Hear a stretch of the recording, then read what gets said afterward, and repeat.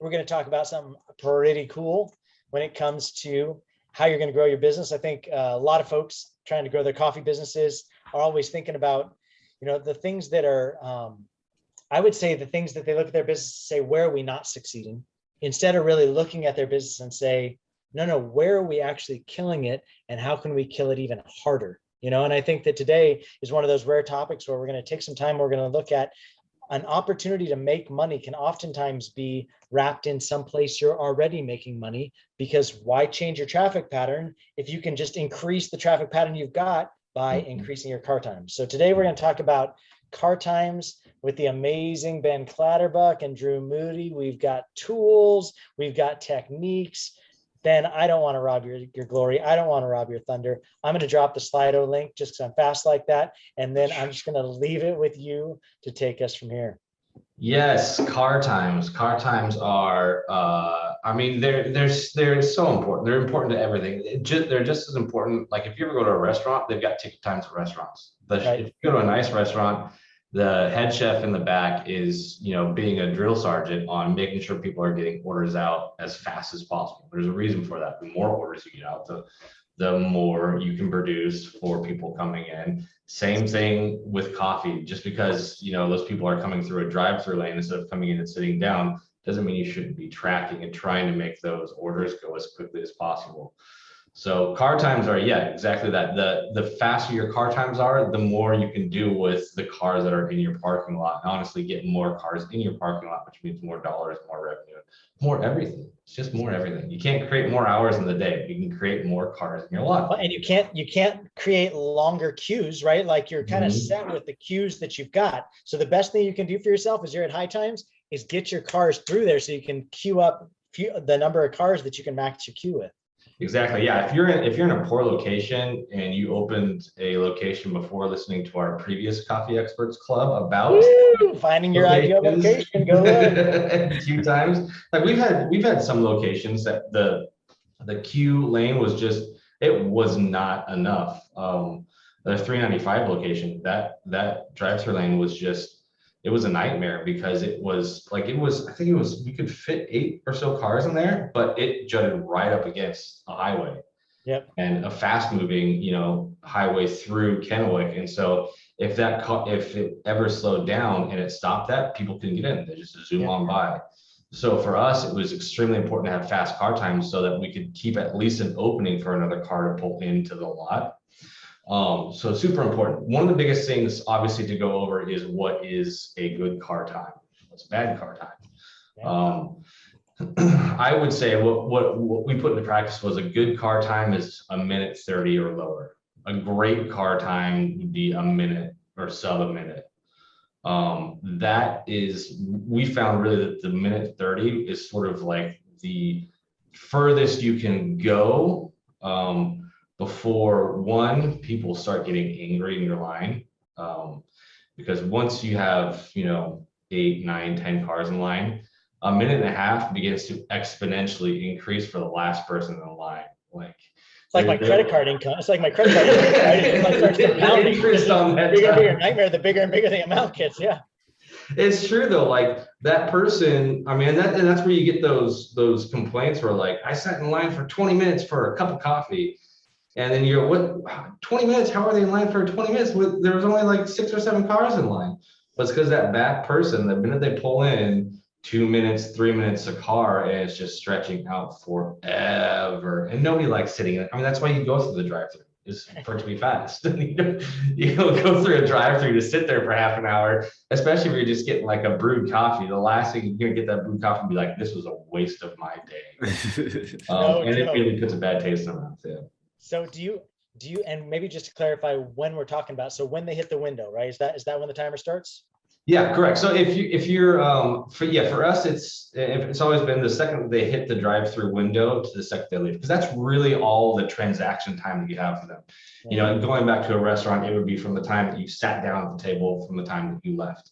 Yeah. The time that you can control with that person, physically interacting with them, exchanging money, making the product, if you're not making it ahead of time, whatever it may be, those little chunks of time, because that's the best measurable section that we can run through, minute 30 or less. The other reason minute 30 was sort of like the perfect mark for us, and it's something, I mean, I drilled into the newbies' brains as we trained them over the years, was a minute 30 is right about the longest you can go for somebody to drive-through line before they're, or I should say a minute 30 or less is right when you can keep their attention span cycling. So if I get into a drive-through line, up to about a minute 30, if I keep moving through that drive-through line, I'm not gonna be angry because I'm gonna pull up my phone, I'm gonna check, you know, my Facebook, or I'm gonna check my Twitter or something.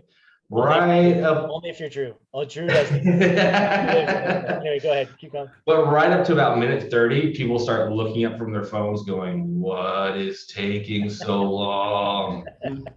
But if you keep it sub a minute 30, they pull in, they pull out their phone, they check that, oh, I get to move up. And then move up a little bit, they look back down at their phone, they look out the window, and then they, oh, I get to move up. We're constantly keeping their attention span cycling, so they don't just sit there and then start staring at the window going, what is taking so long? If they can continually move up and get that minute 30 cycling, then it doesn't feel nearly as long because you're constantly moving them forward. It's that point where we've all had that position too, where it's like a shift change or something. The new baristas are coming on, the old baristas are leaving. There's a cash flow change and everything just sort of grinds to a halt. Like, and every customer feels that, like they're moving, I'm moving, and then, oh, I'm stuck for 3 minutes and they're going, ah. Yep. I mean, it's the tale's oldest time when it comes to drive-throughs. You throw that one wrench in it and then the customers start getting really angry.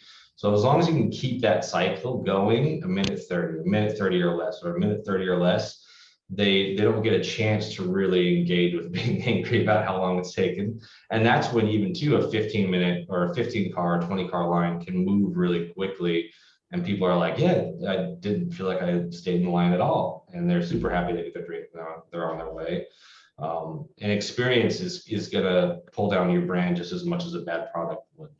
Yeah. And that's ultimately the next point too, is experience. Like if you have a great product, but it takes me 20 minutes to get through your line, I don't care if you're, giving me $5 to take your coffee. I'm not going to sit in that line.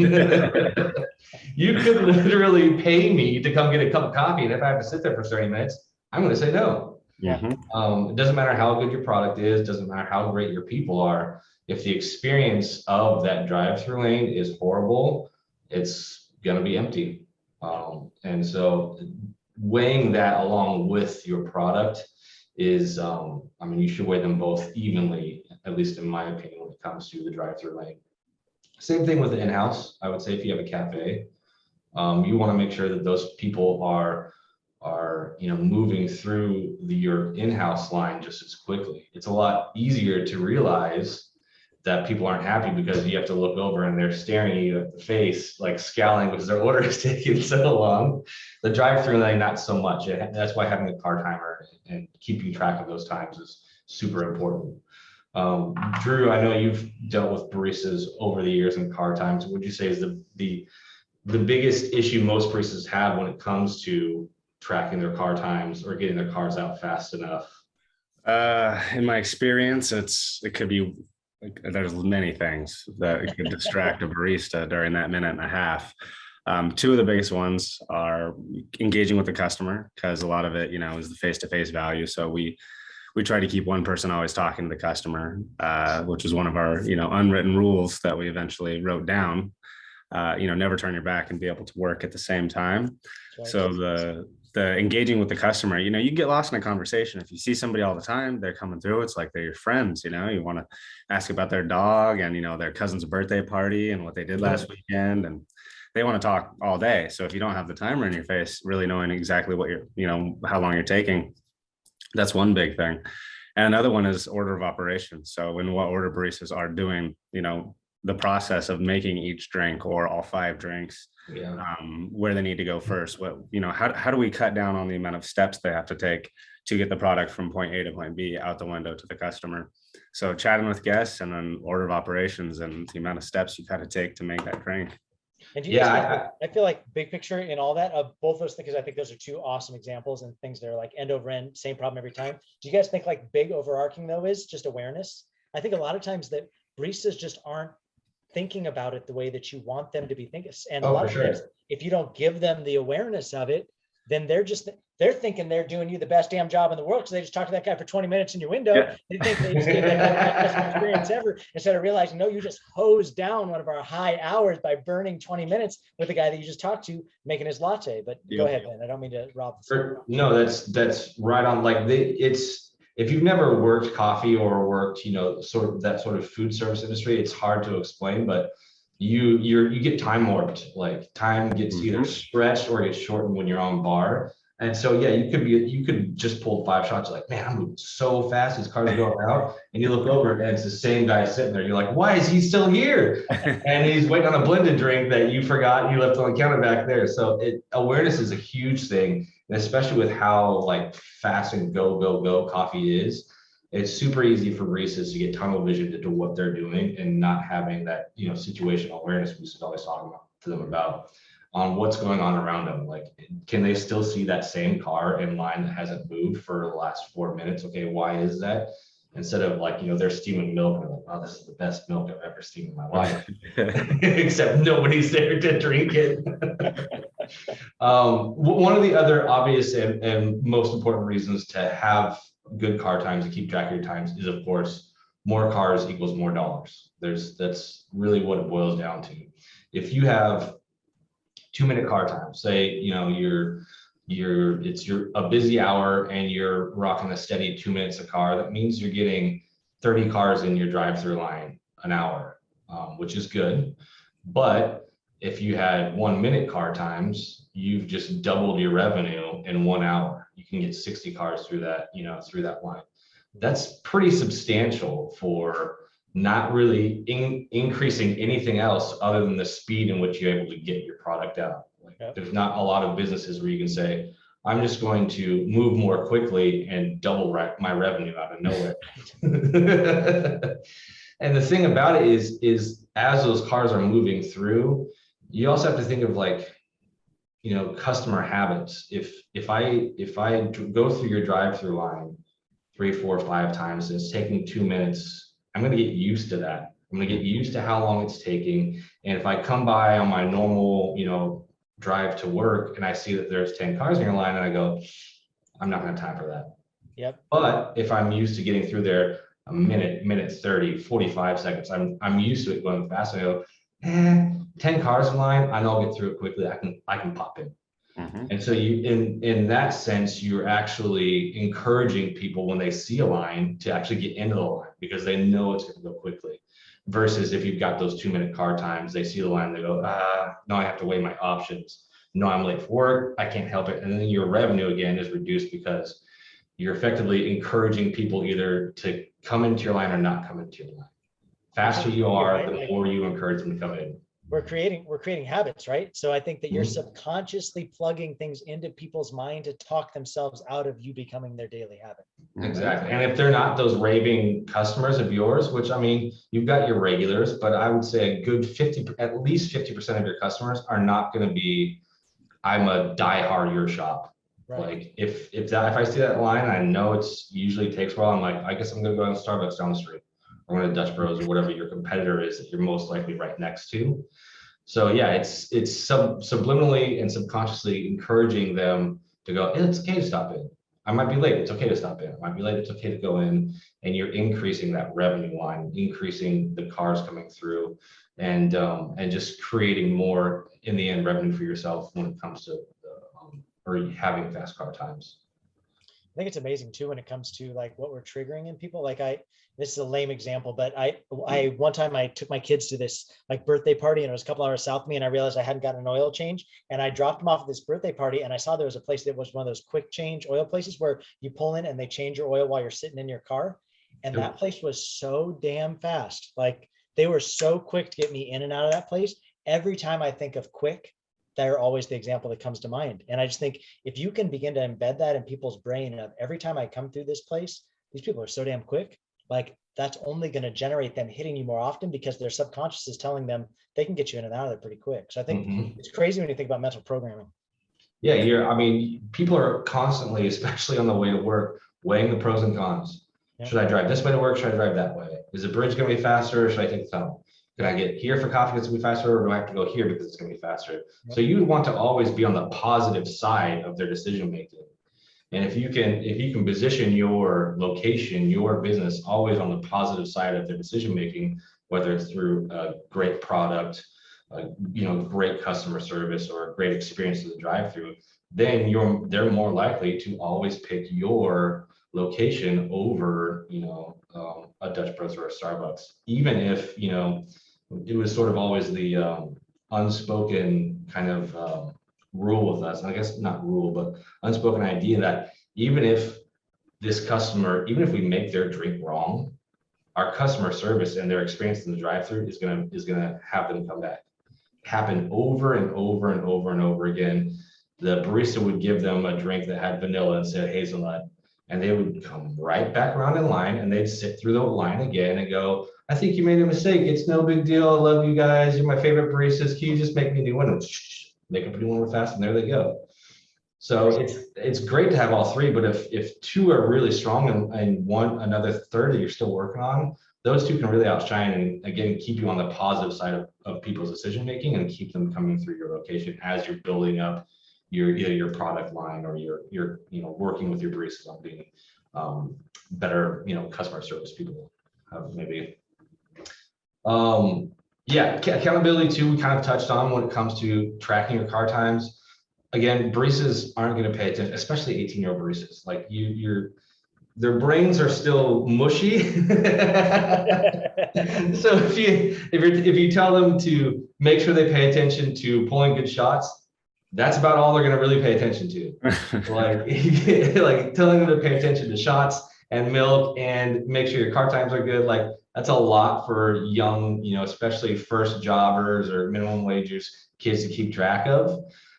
So having a car timer or a kitchen timer or somebody tracking time is going to help hold those baristas accountable when a lot of times they aren't physically able to, or they just haven't been trained well enough. They're not old enough to be able to keep track of these things.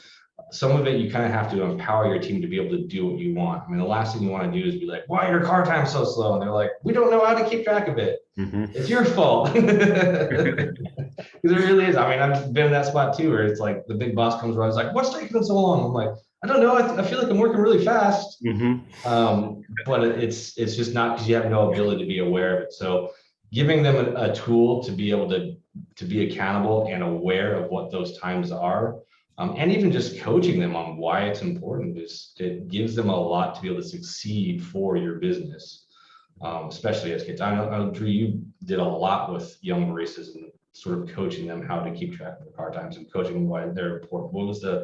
What would you say was the biggest point you would give them as to, why we should be tracking our car times? I think it was kind of a struggle because we were really, obviously very customer service oriented. So we had a lot of questions surrounding, are we taking away from the experience at the window with the customer? Yeah. And they pull up, and that's the whole thing for our guest was, a guest has one experience with us a day. We have 1,000. So what we really want to do is emphasize our experience with the customer, but telling the baristas and shedding light on the fact that the dude and after the 15 cars is waiting, like we talked about earlier, it is compounding every single car. So if you're 2 minutes a car, that guy's waiting to get half an hour to come get a, iced vanilla latte. Yeah. And just really putting that in perspective for them. And it would help them cut steps down so that they could prioritize the customer at the window. Because if you have the drinks ready when the customer pulls up, well, then you have a good minute and a half to just hang out and talk to them. Sure. And so it was a good motivator to shed light on, the fact that when you have everything ready for the customer, you can focus on them, and work slowly on the next drink and the next drink and the next drink. So not only were we encouraging them and teaching them how to be fast, but, prioritizing their time up to the point when the car gets to the window. That was a big learning curve for most of them. But once they understood the importance of it, they actually found a lot of their own ways to, make it better in their own technique. Yeah.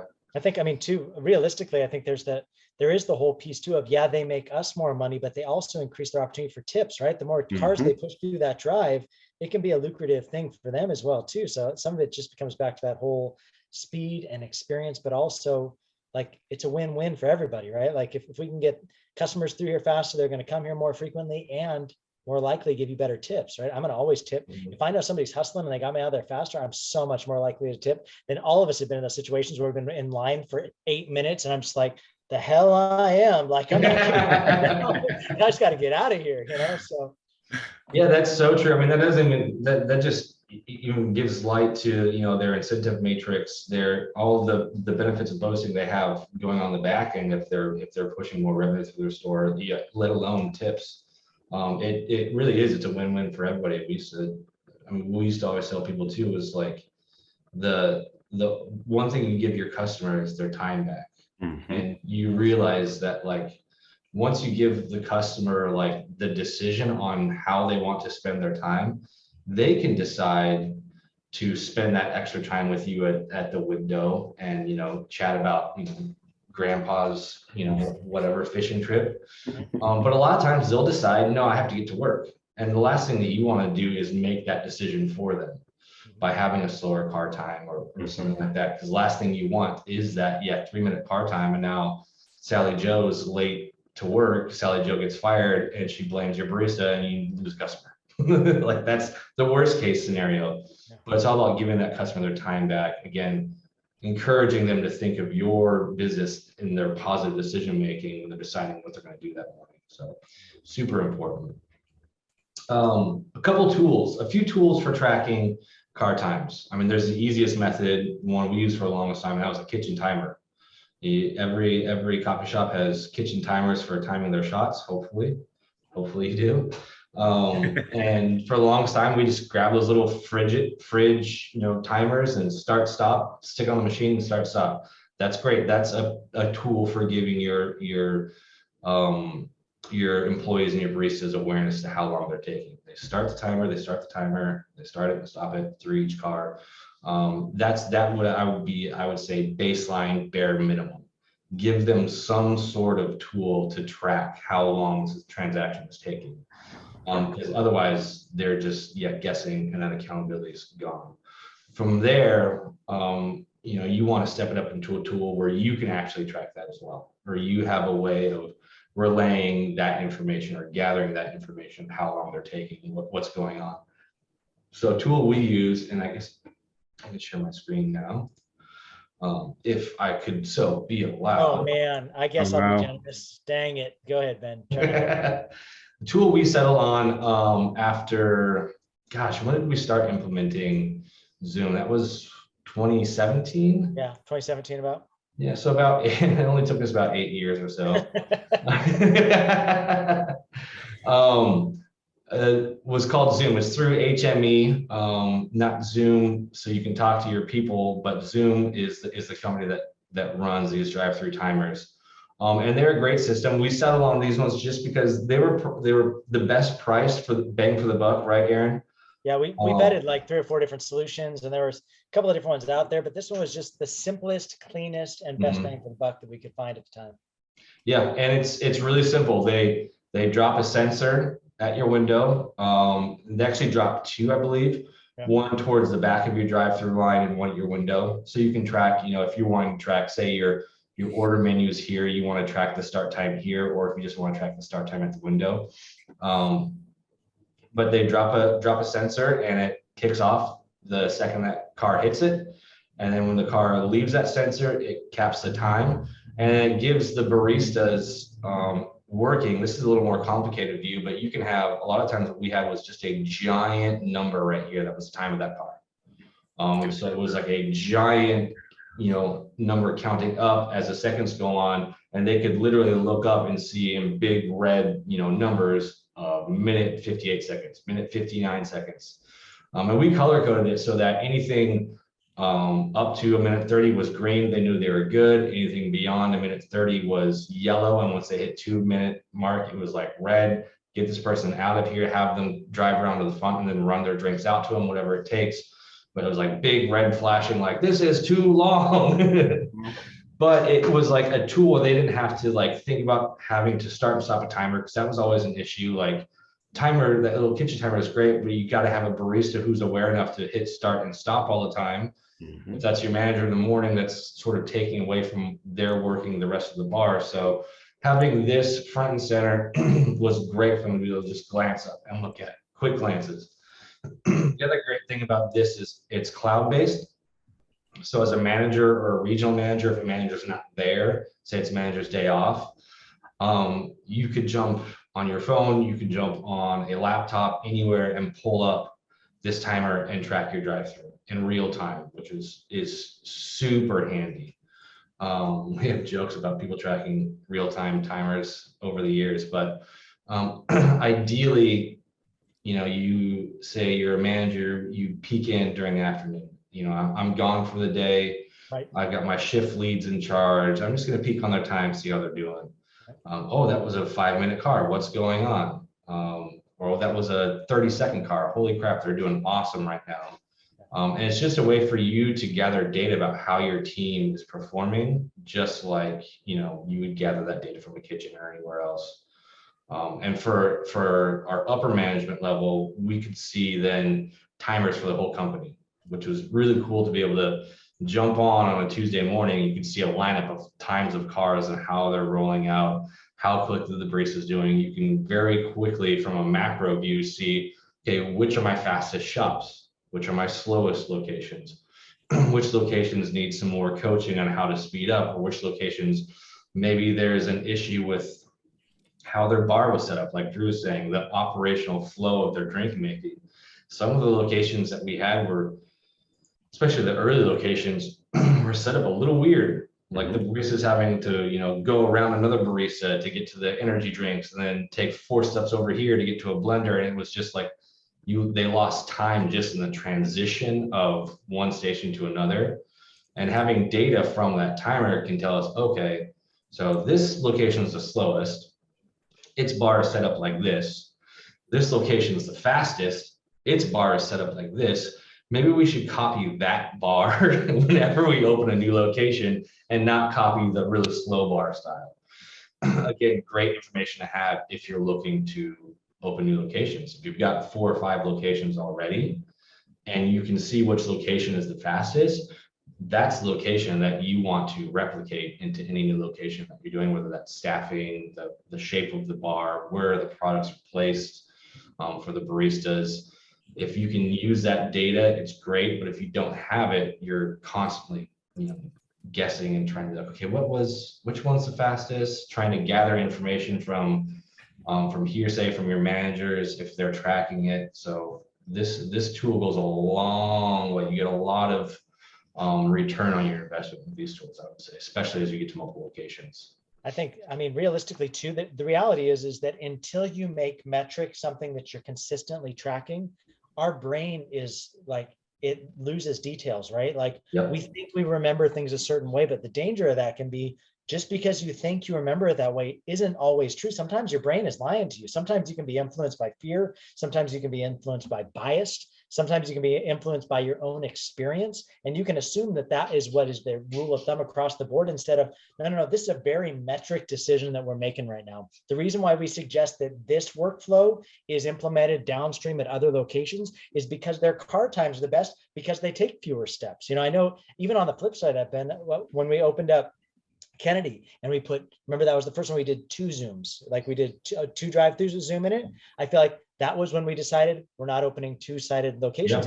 Remember? And it was because of a very metric decision that Zoom told us. Like the reality was we had a really hard time maintaining 2 drives with good car times. I mean, that's just the real deal. Yeah, we were like, oh yeah, it's simple. We've got a big lot. We'll do 2 drive-through sides. So that means we can get twice as many cars through. Duh. It makes total sense. Like logically, it makes sense, except for when you actually get into the shop and you watch the baristas work, that your location has effectively just split your barista's ability to think in half.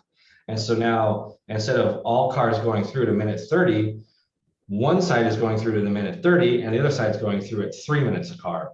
So you haven't doubled your cars coming to the line. You've slowed one line down to a crawl and one is kind of where you want it at. Or, in the worst case scenario, you're like, okay, we just have to shut this side down because our baristas can't handle going. That was the damnedest thing. The damnedest thing was when we started shutting down the second lane. And I'm like, what the hell? And it's like, bro, this is a metric decision. You're welcome. let me show you why we did that. And it was like, no longer was this subjectivity or like somebody just stopping by to quality control and watching it for an hour, or like all these like hamstrung ways that we had come up with to try and make decisions before. It's like, no, very metrically, how are your car times doing at your highest hour? And if you close that drive, do you actually turn more cars? Because you're actually funneling it in a very focused way to move it. And Kennedy became our highest performer by far when we started making some very logic-based decisions based on metric. Yeah, it was, I mean, it was super simple. You shut down one side and instantly you see that those car times that were a minute 30 on one and 3 on the other, you have one side that starts going to just 45-second car times. And you're like, oh, this makes way more sense. We were doing our best on both these sides, but we just swept that out of the way. And now we're just steaming cars through because we have one side. And yeah, we wouldn't have known that unless we had some sort of metric to be able to track on those times. Like, you know, you can talk to the manager as much as you want, but again, that manager too, unless they're all they're doing is just sitting off bar and timing their people all day, they're going to forget. They're going to have bias alerts for people. They're like, my people are doing great. I'm watching them sweat and hustle. Like, they're awesome, but we don't have any way to actually measure that. And from an upper management side, you could be to say, hey, I love this manager. I think they're killing it. They're doing awesome. But for some reason, they seem to be a really slow shop. Nobody wants to go in there. Lo and behold, you stick a timer in there, you go, oh, they have 3-minute cars, 4-minute cars. They have like a small group of really dedicated customers because those customers love talking to them. But anybody else who's not, the other half of your customer base, that's just like, I'll go wherever's the fastest. They're just driving down the road to the next shop. Never gonna know that unless you have some way to track your times. And this is by far one of the best.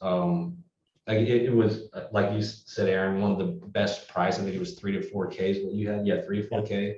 Yeah. Which includes the installation. It's even slightly cheaper than that if you install it while you're still in the building phase of your location. Yeah. But for about 3 to 4K to install this tool, you're going to see the return on that, you know, in months easily, just by being able to speed up those cars and get more cars through the line. I think that was where, didn't we start? What was our first one? Was our first one Richland, Drew? Was our first one Richland while you were there? The timer, I was there when I showed up. So Yeah. I had to learn the language of the timer.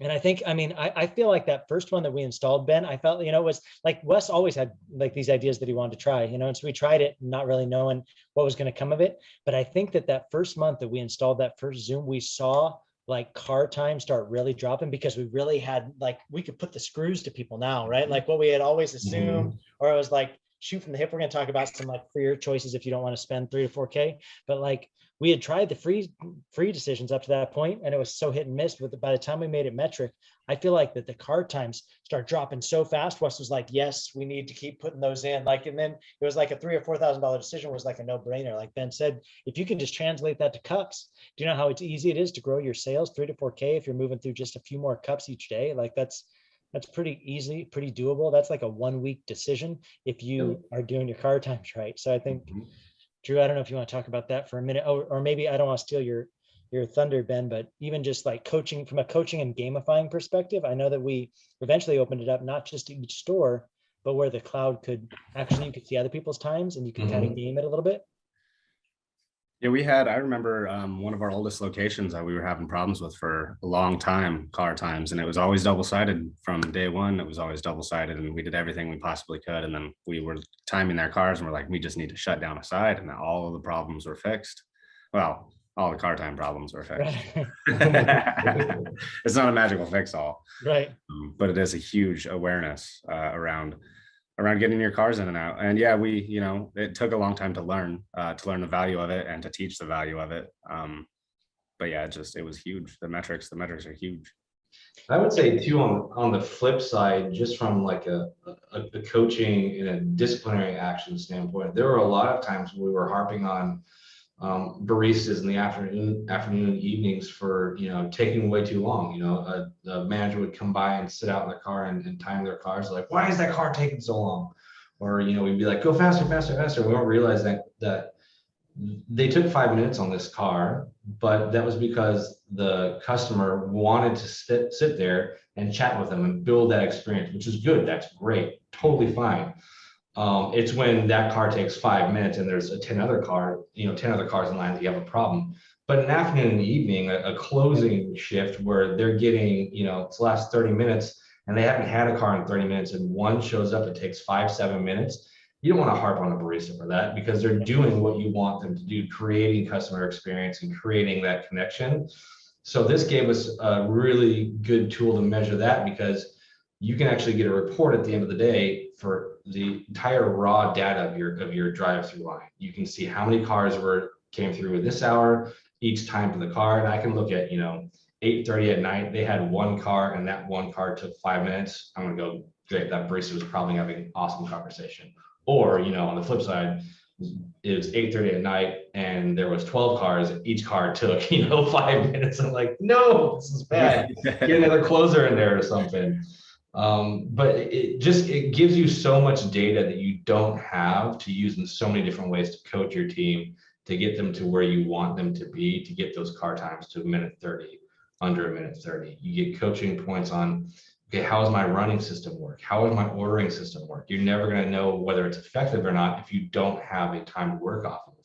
Yeah. Should we have an order menu and a speaker box, or should I have people running out the entire order of the line so that when people come to the drive-through, the car time becomes like 25 seconds? Like, that was the biggest thing that we saw too at the time. We're like, you guys are doing 30-second cars?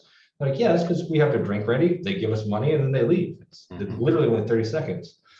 But we wouldn't know how to fix these issues or switch things around if we weren't aware of each of those times. So, I can't stress it enough how important knowing how long you're taking is to the entire experience. So that's the paid version. That's your pay to play version. Again, 3 to 4K, absolutely worth it in my opinion. There might be, I'm trying to think, when's the last time we did research on these timers? There might be some newer competitors in the area, but these guys are pretty, they've been around for a while, so they know what they're doing. I will say that. I think obviously technology is always growing. Things are always changing. We did look a couple of times later after we started installing these, because there was some that looked like a little bit cheaper, a little bit easier install, but when we really started digging into them, it was like, it just didn't seem like it was as dependable. Drop sensors into your lanes, wire that back to a mainframe, like computer in the building that's going to track it, and then broadcast to a cloud-based that you can access anywhere. It just was a real easy slam dunk. Yeah. Dependability is definitely going to be a big selling point. And I think these guys are pretty dependable. We didn't have a ton of problems with them over the year. You'll have some IT issues if you've got poor internet or if you lose internet at your location, it can't upload to the cloud anymore. So you run into those sort of issues, any issue you have with anything that's connected to the internet these days.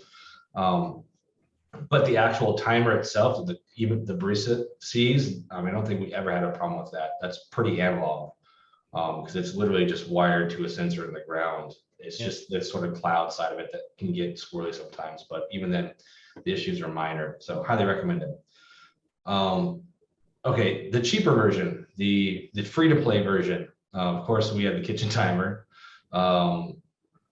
Another option, one that we did for the longest time, if you've got a management team, is sending one of your regional managers, your manager of a location, to sit outside and time cars in their car. I did that a lot. Pull in the parking lot, park across the street, got my stopwatch out, and I'm just, my computer on the passenger seat, and I'm just recording times.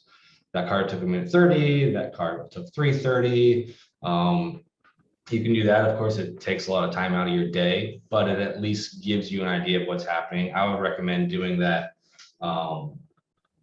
during your busiest hours. Obviously in the morning, 9, 10, 11, you time your cars, or you can go the route of hopefully your POS keeps track of your transactions per hour. There's another really, you can get some down and dirty numbers that way. Just go transactions divided by 60, and voila, you've got how many, people have come through your location to transact or make a purchase. And then pair that along with something like this, which our good friend Drew over here put together. find a way to track and use your data as information, because you can, like, if you're just sitting there timing your cars, and you go, look at that was great, and then you just leave, you can't really use that data for anything. It might make you feel good or bad in the moment, but you want to actually be able to use this data. So having a sheet where you can track, my busiest hours, how many cars did I came through the line, or how many transactions did I go through, and then just divide that by 60, and you have your average time for that amount of cars. Ideally you would see, for example, these busiest hours here be your fastest hours. They're when you have the most baristas staffed. I mean, that's one thing we didn't touch on yet either. Like, how do you know how many baristas you should have on bar if you're not aware of how long those cars are taking? You could say, yeah, dollars per hour, but you could up those dollars per hour if you added another barista and your cars were faster. So having a timer that tracks how quickly these cars are going through tells me these obviously are the 3 hours of the day. And you can also tell by how many cars are in there, or when I want my most staffing. And I want that time to go the fastest. Lo and behold, this is probably your work hour. This is probably going into your lunch hour.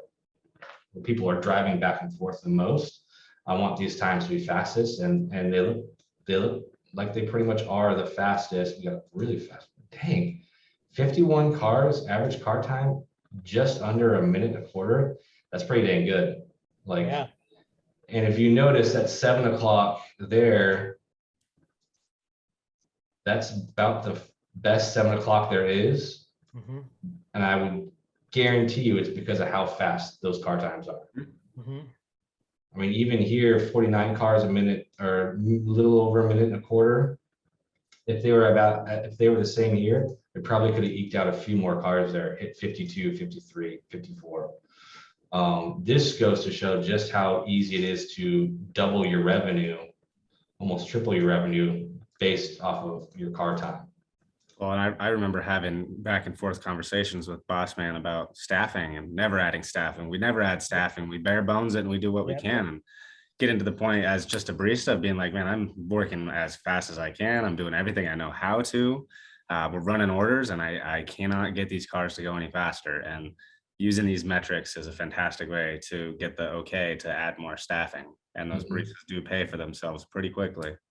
I think that's it right there, right? Like, I think all of us have been trained over time of how can we get it as lean as we can, right? How do we get our labor as lean as possible? But if you can get your time to a very expected amount, right? You make an awareness of this is what we're targeting, and you keep people accountable to this is how we're going to make sure you're doing it. And then once you get consistently your people, that this is doable with this many people, then it's just a ratio number, right? Like, I can justify another barista if I know that I can grow my traffic count by X by putting this person in there, and they're going to pay for themselves within the first 15 minutes of being there. And then everything after that is gravy, as far as yes, add another barista. Yes, make another, those, we don't even think about labor like that a lot of times keep your percentage low. We are always preaching that, right? Keep your labor percentage low, but there's actually a time when you grow your labor percentage, or at least your bodies, you can still keep your percentage low because you're going to grow your gross income as you're growing your bodies, and it's going to keep your percentage low. But there's sometimes where it's throw more bodies at that thing, make your highest hours beefier so that it actually stretches out and makes your overall labor percentage even better because you grew your sales even though you added a person. I think that's super smart. Absolutely. If this is 3 baristas, or if this is 4 baristas on bar and this is 5 baristas on bar, you've doubled your revenue and you've spent an extra $15 maybe. Right. If that's a minimum wage barista, let's go to the extreme and say that you added in your best barista you possibly have. They're making $25 an hour. Right. So you spend an extra 25 to make an extra 200. That's a no-brainer. Obviously. Yep. So that's something to really think about. If it takes one more body, but all of a sudden I can jump my cars and my car times. So not only are we increasing number of cars running through the line, we're exponentially increasing the happiness of those people, those customers online, because 3 minutes drop down to, under a minute and a quarter, like I'm stoked that it's like this now. And you'll probably see me again tomorrow, if that's the case, or next week, because you're training me to realize that even if I see 20 cars in line, I know I'm going to get out there real fast. Yeah. So you're increasing your revenue, you're increasing the customer's experience. It really just is a win-win. And then being able to take this data and set shop next to shop next to shop of which locations you have, which Drew has wonderfully done on this dashboard, you can then go, okay, which is my best performing shop? What can I replicate, say, from this shop at 9 a.m. to this shop at 9 a.m.? Yeah. What are they doing different? Like what is, let's check, let's go. What is this shop doing? Actually, they're all pretty great across the board. I mean, I'd like to see that drop down a little more, but they're all doing the same thing across the board. For some reason, this shop, these two shops are just a little bit better. What can we replicate? What can we make better across these locations? What are they doing staffing wise? What are they doing operationally? Do they have a way of tracking these times, or are they just going off their gut? These are all things you can't know unless you have some way to track these. And then overall, I mean, we have a clear winner. What is this shop doing that I need to push to the rest of my shops? Where can I pull out coaching opportunities from these? Where can I sit down with the manager and say, okay, what does your morning look like? Let me take that to my other managers and have them do the exact same thing. Maybe that manager gets there and they're like, oh, I just set everything out and then I staff my baristas right away. Okay, let's do that. And then the next month or next week can go, okay, I can see my other shops shopping now. Now that's a great thing, and we should absolutely replicate it company-wide.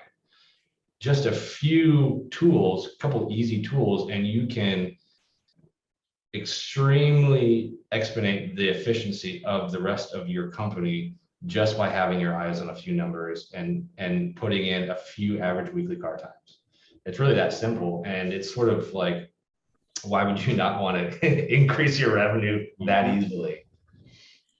Yeah, Drew, maybe you want to talk about that for a minute, because I know you've put this in place for a couple different places now, a couple different coffee businesses. We've rolled out systems like this and tried to help them coach, because I think that we haven't even talked yet about bragging rights, right? We haven't even talked about like getting stores against stores and letting people chip their teeth at each other, right? Because everybody loves the competition. Everybody's like, mother of pearl, that person is not going to beat me again. Like everybody like gets those juices going of how can I ascend to number one? How could I then as the owner bonus the top store? So there's actually incentive to it, but also bragging rights. But Drew, you want to talk about some of that a little bit?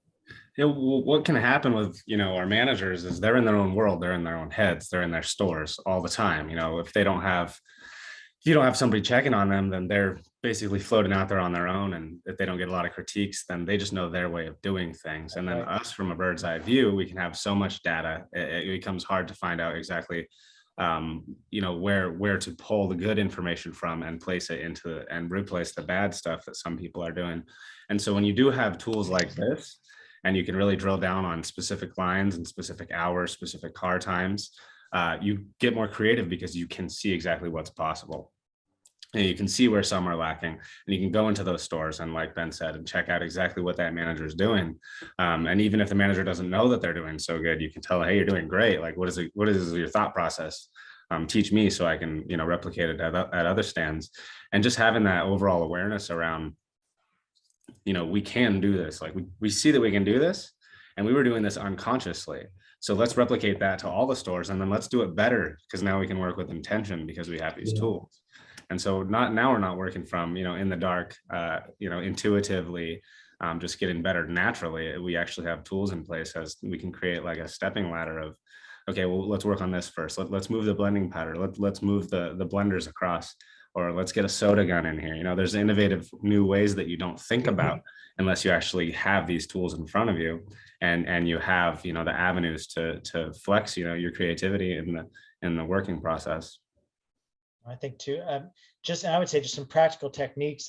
What I've seen Drew do as well is, like, obviously once you have, so it starts with that sheet where you've got all your numbers, right? If you let's say you don't have a Zoom timer yet, you're just thinking about how to like begin this. Like, so you grab that sheet. We have a resources page. If you go to the membership area, you'll see the resources page. We have different tools that are there. I think this was in there. If not, we'll put it in there for you, or hit us up. We'll throw it on. But like you've got your metrics in there, you're tracking numbers, then it all rolls up into that dashboard, the one that Ben was just showing you, where it line by line sets out the stores. And then like Drew pulls that up on his phone, takes a screenshot, drops it into a WhatsApp channel or some communication channel with all the managers and says, holy cow, look how Lauren's doing over at X location. I can't believe her car timer's blowing it out of the water. And then that's what stirs up like between them, and then they start chipping their teeth, and then they start like talking smack, and then it's like, next tomorrow I'm going to do this, and that's how you begin to inspire. We've talked about Jordan before, you know what I mean? But I think that when Jordan starts seeing the numbers at 68 versus the numbers against Richland, like I think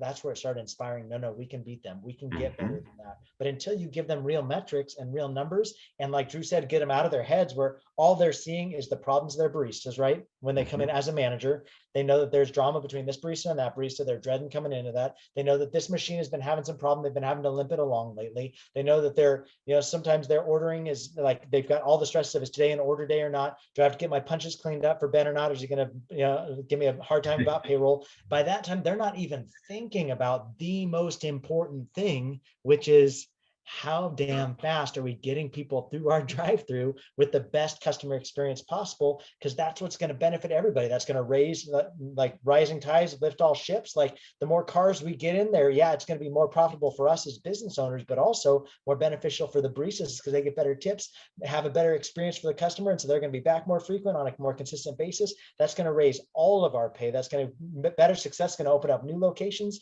which is going to give this person opportunity to be promoted to a more busy location, because now we're opening up more locations. It opens up an opportunity for a regional position because now we have more locations. We need that upper level. And it's like all of those things are benefiting. And that's just us building our culture simply by giving them good metrics. Let's just give them metrics, just give them numbers, and then watch the wildfire begin to burn. I think it's pretty awesome. Yeah, and let alone like, and Drew will talk about more next week when it comes to having checklists or scorecard metrics or ways that you're giving your managers and your baristas raises. Like this is a easy metric, easy to be able to say, hey, this is glaringly obvious that you're doing well and you've met this mark for this raise, or you haven't met this mark for this raise. Try again next quarter or next month, whatever it may be. This is, I mean, because this also, baristas understand it. They understand a minute 30. Managers understand a minute 30. So if you say, to get a raise, you need to hit this many cars at this time for this many days, they can go, I can do that. That's something I can physically do. If you say you need to have, X number of customers say you're awesome, and you say that's how you get a raise, and be like, how am I supposed to? Like, giving them this metric of a car time is a real simple way to say, this is how I want to give you a raise, and you've earned it or you haven't earned it. I think, what I've seen has been really cool. Like Drew does a lot of managing of locations remotely, right? Like we do a lot of consulting with coffee. So Drew lives in freaking Tejas, right? Lives in Texas, but is like coaching clients in other states or giving them insights into their business. The best thing is a sheet like that, or creating some sort of metric thing where we're all looking at scorecards, and Drew's going to talk about it more, I think, next week, when you can begin to create layers where you have people on the ground, boots on the ground. You need that, but it can't just be your boots on the ground. Like, how can we give them the best intel? Well, the way you can do that is upper levels helping with that. Well, it can't always just be big boss man. Big boss man probably doesn't think it like that or give them those tools. So how can you create these different tiered levels with tools that can be updated, not necessarily by people that are on the ground? That doesn't have to be it. Do you have, like Ben said, a POS system that's tracking your transaction count?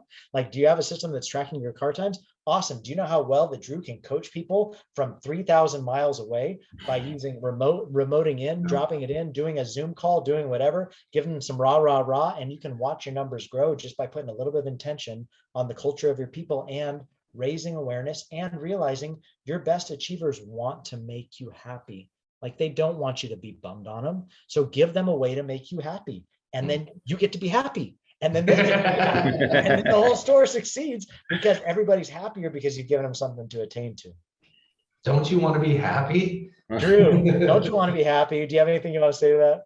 I do want to be happy.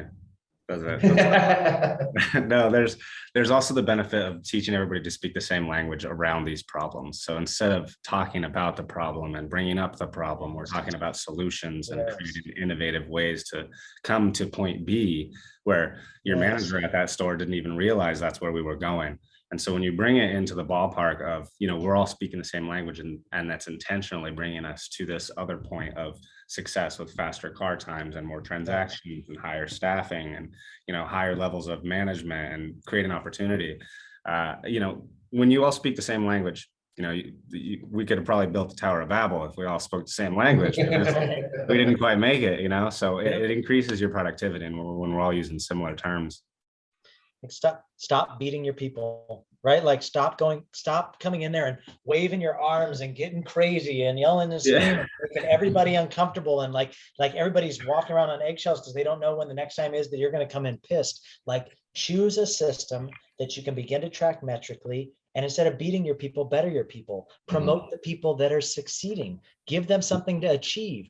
Push them towards that. Encourage them when they get there. Build them up. Give them bonuses. Give them promotions, because you're making money off of them being better. And then promote your highly successful people. And then it's going to create this whole better culture. And all you did was make it very metric.